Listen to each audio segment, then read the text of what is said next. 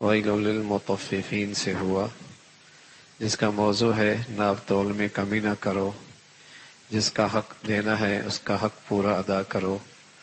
اور اس کی کمزوری، اس کوتاہی کی بڑی وجہ آخرت سے غفلت ہے، مرنے کے بعد کی زندگی کا یقین کوئی نہیں۔ اگر یہ یقین زندہ ہو جائے، اس کمزوری پر قابو پایا جا سکتا ہے۔ پھر جنت والوں کا، جہنم والوں کا تذکرہ ہے۔ اہل جہنم دنیا میں اہل ایمان پہ مذاق کیا کرتے تھے، آج ان کا وہاں مذاق ہو رہا ہے، اس کا تذکرہ سورہ انشقاق ہے۔ جو ایمان والے ہیں، جو دنیا میں محنت اور مشقت اللہ کی خاطر اٹھاتے رہے، آج نامہ اعمال ان کے دائیں ہاتھ میں ہے، خوشی خوشی لوگوں کو دکھاتے پھر رہے ہیں، اس کا تذکرہ۔ پھر سورہ بروج میں ایک خوش نصیب آدمی اپنی جان کی بازی لگا بیٹھا، لیکن اپنے ایمان کو نہ جانے دیا، اس کی خاطر کئی لوگ مسلمان ہو گئے۔ وقت کا ظالم نے لوگوں کے لیے خندقیں کھودائی، اسلام سے دستبردار ہو جاؤ ورنہ آگ میں جلنا ہوگا۔ وہ ساری کی ساری جماعت آگ میں کودنا اور آگ میں جلنا گوارا کر لیا، اسلام سے دستبردار نہیں ہوئے۔ اللہ نے فرمایا بظاہر یہ ظالم غالب ہو گئے، لیکن حقیقت میں یہ ناکام ہو گئے، اور ایمان والے بے بسی میں آگ میں جل گئے، لیکن حقیقت میں کامیاب ہو گئے، حقیقت میں کامیاب ہو گئے۔ بتا دیا دنیا کی کامیابی عارضی ہے اور دنیا کا غلبہ بھی عارضی ہے، حقیقی کامیابی کل کی ہے، اس میں یہ شہداء کامیاب ہو گئے ہیں۔ اللہ کی پکڑ بہت سخت ہے، پکڑتے ہیں، مہلت دیتے ہیں، لیکن ان کی پکڑ بھی بڑی سخت ہے۔ انسان کو اللہ نے اپنی قدرت سے پیدا کیا، ماں کی چھاتی سے اور باپ کے پشت سے نکلا ہوا پانی۔ جو اللہ اس کی تخلیق کا یہ نظام سارا پیدا کر سکتا ہے، وہ مارنے کے بعد دوبارہ بھی زندہ کر سکتا ہے۔ پھر سورہ اعلیٰ ہے، اللہ کی بڑائی اور عظمت کا تذکرہ، اور ایک ایسا سبق جو پہلی آسمانی اور صحیفوں کے اندر بھی موجود تھا۔ وہ کیا کہ آخرت دنیا سے بہت بہتر ہے، لیکن عمومی مرض کیا ہے کہ دنیا آگے رکھی جاتی ہے، آخرت فراموش کی جاتی ہے، اس کی مذمت فرمائی ہے۔ پھر سورہ غاشیہ کا تذکرہ ہے، نافرمانیوں اور ایمان نہ ہونے کی وجہ سے ساری محنت اکارت اور ضائع ہے، اور ایمان والے جنت میں ہیں، اپنی محنت پہ خوش ہیں۔ اللہ کی بڑائی کا تذکرہ اور اس کی قدرت کا شہکار زمین و آسمان پہ پھیلا پڑا ہے۔ جانور دیکھ لو، اونٹ دیکھ لو، آسمان دیکھ لو، کیسے اللہ کا قدرت کا یہ نظام ہے۔ سورہ فجر ہے، کئی ساری قسمیں کھائیں کہ اللہ کی پکڑ آنے والی ہے۔ دیکھنا ہے تو فرعون کو دیکھ لو، قوم عاد اور سمود کو دیکھ لو، کیسا ہوا ان کا انجام۔ لیکن اس انسان کی کمزوری ہے، اللہ کچھ دے دے تو اترانے لگتا ہے، کچھ لے لے تو مایوس ہو جاتا ہے۔ مال کا بڑا حریص ہے، دوسروں کا حق کھانے کے اندر بھی کوتاہی نہیں کرتا۔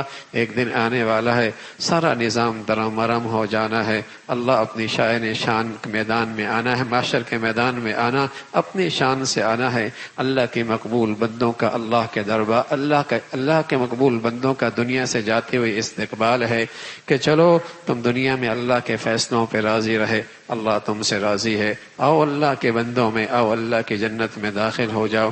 پھر سورہ بلد کا تذکرہ ہے، کئی ساری قسمیں کھائیں اور بتایا کہ اللہ نے انسان کو اتنی ساری نعمتیں دے رکھی ہیں، اور پھر اس کی تعریف فرمائی جو محتاجوں کی اور ضرورت مندوں کی مدد کرتے ہیں اور نیک اعمال کرنے والے دائیں ہاتھ والے ہوں گے، اس کا تذکرہ فرمایا۔ نافرمانوں کی سزا اور آگ ہے اور ان پر آگ بند ہوگی، اس کا تذکرہ۔ پھر سورہ شمس ہے، کئی ساری قسمیں کھائیں اور قسموں کے کھانے کے بعد فرمایا حقیقی کامیاب وہی ہے جس نے اپنی دل کی دنیا میں ایمان اور ہدایت کا نور چراغ کو روشن کیا، جس نے اپنی اصلاح اور اپنا تزکیہ کر لیا، یہی کامیاب لوگ ہیں۔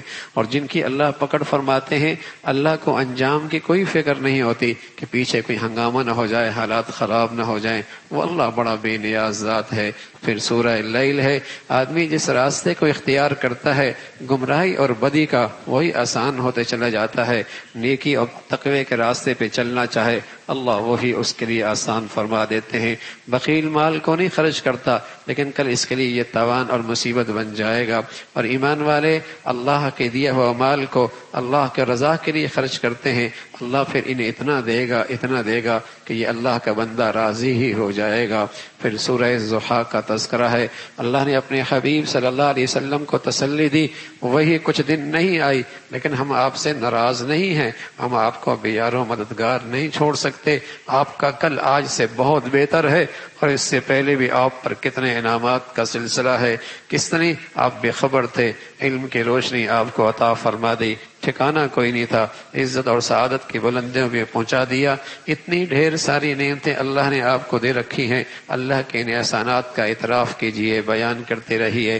پھر اللہ کے حبیب صلی اللہ علیہ وسلم کا سینہ چاک ہوا اور اس میں نور نبوت کو بھرا گیا، روشنی بھری گئی، اس کا تذکرہ پھر اپنے حبیب کو بتایا کہ مشکل کے بعد آسانیاں ہیں، اور آپ اکیلے میں تنہائی میں مجھے یاد کیا کریں، مخلوق سے فارغ ہونے کے بعد تنہائی میں میرے در پہ بھی آیا کریں، اس کا تذکرہ فرمایا۔ پھر بتایا کہ چند مقدس مقامات، طور مقدس کا مقام ہے، بیت المقدس مقدس مقامات ہیں، مکہ مقدس مقامات ہیں، ان کی قسمیں، ان کی عظمت کا تذکرہ فرمایا۔ جس طرح اللہ نے ان کو برکت اور مبارک بنا دیا، ایسی انسان کی تخلیق بھی اللہ کی قدرت کا ایک شہکار ہے۔ ایمان والی زندگی اختیار کرے گا، اس کے حسن و جمال میں اور اضافہ ہونا ہے، لیکن نافرمانی اور اللہ پر ایمان نہ لایا تو پھر ذلت اور پاسپائی اس کی مقدر ہے۔ پھر آسمان سے سب سے پہلی آیتیں اترنے والی اقرأ بسم ربک الذی خلق، اس کا تذکرہ پڑھو اور سبق دیا۔ اس امت کا تعلق جہالت سے کوئی نہیں ہونا، اس امت کا تعلق علم سے ہونا ہے، اور علم بھی وہ جس میں اللہ کی معرفت ہو، اللہ کی پہچان موجود ہو، اس کا تذکرہ۔ پھر اس ابو جہل کی مذمت جو اللہ کے نبی کو ستایا کرتا تھا اور انکار کیا کرتا تھا، اس کی مذمت فرمائی، اور اللہ کا نافرمان اور مشرک اسے اپنے دستے پر اور اپنی اکثریت پر اور اپنے دائیں بائیں بیٹھنے والوں پر بڑا ناز تھا، فرمایا اللہ کے فرشتے ہیں اسے رسوا کر کے جہنم میں پھینکیں گے، اس کا تذکرہ۔ پھر سورہ قدر کا تذکرہ، اس رات کی عظمت کی ایک بڑی وجہ اس میں اللہ کے قرآن کا اترنا ہے، اور اس میں عبادت کی فضیلت 1000 مہینوں سے بھی زیادہ ہے۔ اللہ ہمیں نصیب فرما دے، اللہ ہمیں نصیب فرما دے۔ یہ بھی اللہ کے حبیب کے صدقے اس امت کو یہ تحفہ ملا ہے۔ اس امت کی عمریں تھوڑی ہیں، لیکن نبی کے صدقے اس میں کچھ گھڑیاں اس امت کی زندگی میں ایسی آ گئیں، اگر ان کا اہتمام اور قدر کر لے تو بڑی بڑی امتوں کی عمروں سے بھی نیکیوں میں یہ آگے بڑھ جائے گا۔ اس میں ایک شب قدر بھی ہے، اللہ نصیب فرما دے۔ اور یہ رات صبح تک رہتی ہے، فجر کی وقت تک باقی رہتی ہے، اللہ کے فرشتے آسمانوں سے اترتے رہتے ہیں۔ جو بھی جہاں بھی کچے پکے گھر میں، خلوت تنہائی میں، مسجد اپنے ذاتی گھر میں کہیں اللہ کی عبادت کرتا ہو، اللہ کے فرشتے اس پہ آگے سلامتی کی دعا کرتے ہیں اور اس کی بخشش کی دعا کرتے ہیں۔ اللہ اپنی مخلوق، اللہ کی اس مخلوق، پیاری مخلوق کی دعائیں ہمیں بھی نصیب فرما دے۔ پھر سورہ بینہ ہے مشرکین کی اور اہل کتاب کی مذمت، اور فرمایا دھرتی کے بدترین لوگ وہ ہیں جو ایمان نہیں لاتے، جنہیں ایمان اور اعمال صالحہ کی زندگی نصیب ہے، وہ دھرتی کے سب سے اچھے لوگ ہیں۔ اللہ رب العزت نے ان کے لیے باغات اور جنت کے سلسلے رکھے ہیں، اور سب سے بڑھ کر اللہ ان سے راضی ہے، اس لیے کہ یہ اپنے اللہ سے ڈرتے ہیں۔ ایک دن آنے والا ہے، زمین اپنے سارے خزانے باہر اگل دے گی اور اندر کی ساری چیزیں باہر نکل آئیں گی۔ انسان حیران ہو کے پوچھے گا کیوں؟ فرمایا اللہ کا حکم ہے، ایک ذرہ بھی نیکی کی ضائع کوئی نہیں ہونی، اللہ اس کا بدلہ دے گا۔ برائی بھی ہوگی، چھپی کوئی نہیں، سب اللہ کے سامنے ہے، اور اس کی سزا بھی اسے دیکھنی ہوگی۔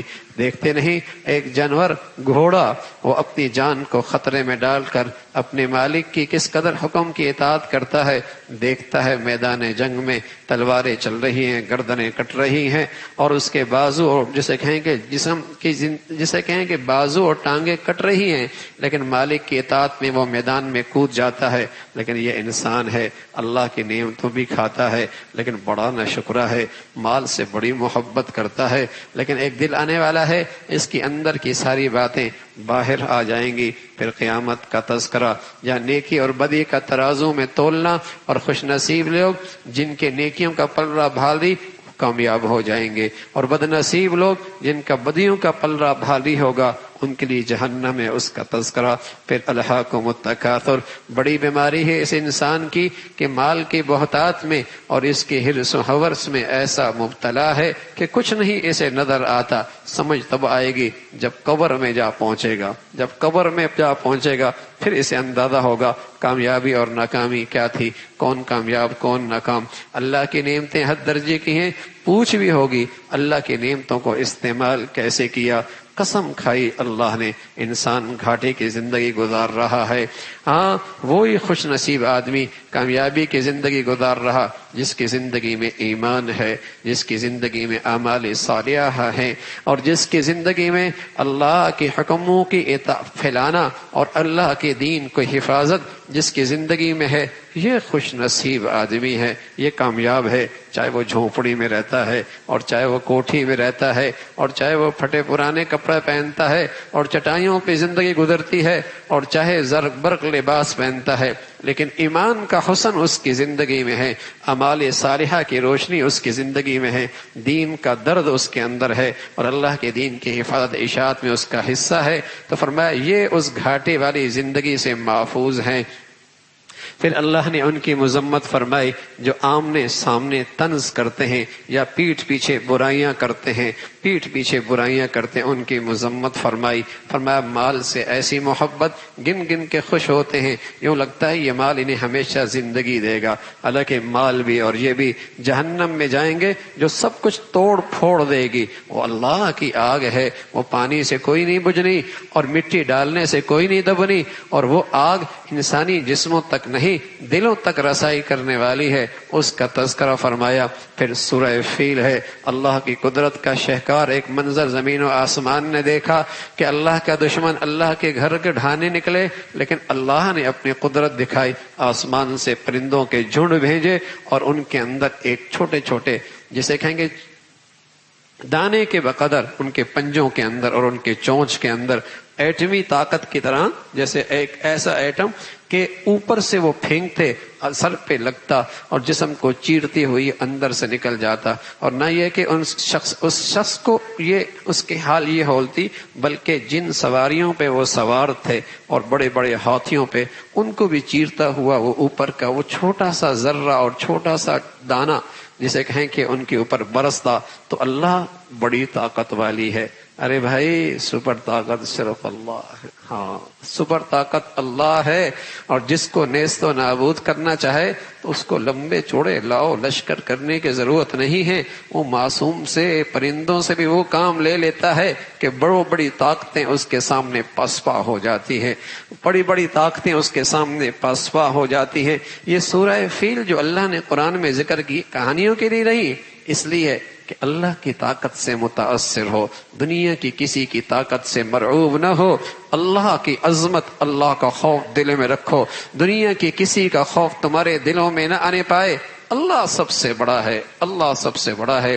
پھر اللہ رب العزت نے ان کی مذمت فرمائی، کھاتے بھی اللہ کے ہیں، پیتے بھی اللہ کے، نعمتیں بھی اللہ کی، لیکن اللہ کی بندگی نہیں کرتے، اس کا تذکرہ۔ پھر اللہ نے ان بے نمازیوں کی مذمت فرمائی جو نمازیوں میں سستی کرتے ہیں اور خدمت خلق میں کوتاہی کرتے ہیں۔ حوض کوثر اللہ کے نبی صلی اللہ علیہ وسلم کا اعزاز ہے، اور آپ کا دشمن دم کٹا اس کی تو نسل ہی مٹ جائے گی، اس کا تذکرہ۔ پھر سورہ کافرون کے اندر تذکرہ فرمایا، ایمان والو اسلامی زندگی پر مطمئن رہو اور تم اسلامی زندگی سے آگے کسی کی طرف نظریں اٹھا کر بھی نہ دیکھو، اور صاف اظہار کر دو کہ ہمارے لیے اسلامی زندگی ہی کافی ہے، کفر کی زندگی سے ہمارا کوئی سروکار نہیں، اس کا تذکرہ۔ پھر اذا جاء نصر اللہ، ایک بہت بڑی فتح جو فتح مکہ کی شکل میں اہل اسلام کو نصیب فرمائی، اس کی خوشخبری ہے، اور مسلمانوں میں کافر اسلام میں جوک در جوک داخل ہوں گے، اور یہ وہ صورت ہے جس میں پیغام تھا کہ اللہ کے حبیب دنیا سے جانے والے ہیں۔ امام حضرت ابو بکر رضی اللہ تعالیٰ اس بات کو سمجھ گئے کہ یہ آخری وقت ہے، اور اس طریقے سے تلقین ہے جب آدمی کے زندگی کا آخری موسم ہو، استغفار کی کثرت ہو، اللہ کی حمد و تسبیح کی کثرت ہو، اس کا تذکرہ۔ پھر ابو لہب کا تذکرہ، تبت یدا ابی لہب، اللہ کا دشمن، اگرچہ اللہ کے نبی کا قریبی لیکن دشمن تھا، عبرتناک سزا اسے اور اس کے گھر والوں کو ملی، اس کا تذکرہ۔ پھر اللہ کی توحید کا تذکرہ سورہ اخلاص کے اندر، اور مشرک اور عیسائیت کے نظریات کی تردید۔ اللہ اپنی ذات میں صفات میں یکتا ہے، اس کا کوئی شریک نہیں۔ پھر سورہ فلق قل اعوذ برب الناس میں اہل ایمان کو تلقین فرمائی، ہر شریر حاسد بے دین سے اللہ کی پناہ میں آ جاؤ، اللہ کی پناہ میں آ جاؤ۔ حضرت عائشہ فرمایا کرتے تھی رضی اللہ تعالیٰ عنہ، یہ 3 صورتیں اللہ کی نبی کی رات کو پڑھنے کا معمول تھا، سورہ اخلاص، سورہ فلق، سورہ ناس۔ رات کو جب بستر پہ جاتے ان تینوں صورتوں کو پڑھتے اور اپنے ہاتھ پہ دم کرتے، پھر اپنے ہاتھوں کو پورے جسم پہ مل لیتے، ایک مرتبہ اور پھر دوسری مرتبہ اور پھر تیسری مرتبہ۔ یہ آپ کا معمول تھا۔ کیا ملے گا آپ کو؟ آپ عاملوں سے نجات پالیں گے، آپ عاملوں سے نجات پالیں گے، حاسدوں سے محفوظ رہیں گے، شریروں سے محفوظ رہیں گے، ہاں نظر بد سے محفوظ رہیں گے، حاسدین کے مکر و فریب سے محفوظ رہیں گے۔ اللہ ہمیں اپنے کلام پہ یقین نصیب فرما دے اور اپنی نبی کی باتوں پہ ایمان اور یقین نصیب فرما دے۔ تو یہ اللہ حضرت عائشہ فرمایا کرتی تھی، رسول اللہ صلی اللہ علیہ وسلم کا یہ معمول تھا۔ تو الحمدللہ بھائی، سارے قرآن کا کسی قدر مختصر سا خلاصہ پیغام آپ حضرات کی خدمت میں آیا۔ اس پورے قرآن کا خلاصہ اور پیغام کیا ہے؟ اس میں اللہ کی وحدانیت بھی ہے، رسالت بھی ہے، نہ ماننے والوں کا تذکرہ بھی ہے، ماننے والوں کا بھی تذکرہ کیا ہے۔ پورے قرآن کا پیغام کیا ملا ہمیں؟ میرے عزیزو، پورے قرآن کا ایک ہی پیغام ہے کہ مسلمانوں، قرآن کی زندگی جس کا عنوان اسلام ہے، قرآن کی زندگی جس کا عنوان اسلام ہے، اس پر اعتماد کرو، اس پر اعتماد کرو، اس پر اعتماد کرو۔ یہ تمہاری نجات کا واحد راستہ ہے، تمہارے مسائل کا حل صرف اس میں ہے، تمہاری پریشانیوں سے نجات صرف اسلام میں ہے، تمہاری عزت کا راستہ صرف یہ زندگی ہے، تمہاری دنیا آخرت کی فلاح کا راستہ صرف یہ اسلامی اور یہ قرآنی زندگی ہے۔ سارا قرآن یہ پیغام دے رہا ہے۔ یہ پیغام آج بتانے کی مجھے ضرورت نہیں تھی۔ ایک دور تھا مسلمانوں کا حاکم اور مسلمانوں کا زارے اور مسلمانوں کا تاجر اور مسلمانوں کا جرنیل اور مسلمانوں کا غریب اور امیر اور مسلمانوں کا جھونپڑی میں رہنے والا اور کوٹھی میں رہنے والا، دیہاتی اور شہری، ہر آدمی یہ جانتا تھا کہ میری نجات کا واحد راستہ اسلامی زندگی ہے۔